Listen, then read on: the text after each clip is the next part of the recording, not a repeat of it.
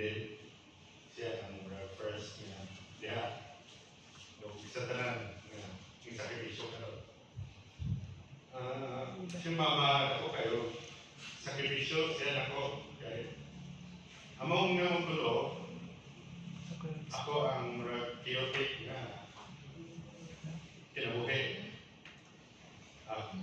Failed marriage o mga failed nga relationship.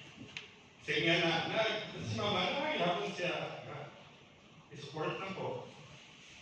Isa, unsa ka season sa akong kinabuhi nga naso.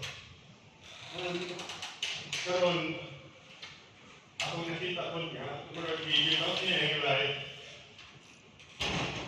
para ma-fix na ko yung mga kanang dili sa within sa family nga dihay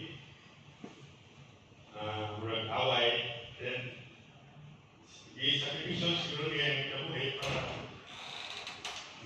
ma-fix ang unsay para sa family. So, pasalamatan yun ni mama. Dagan pa kaya kumakuan. Like,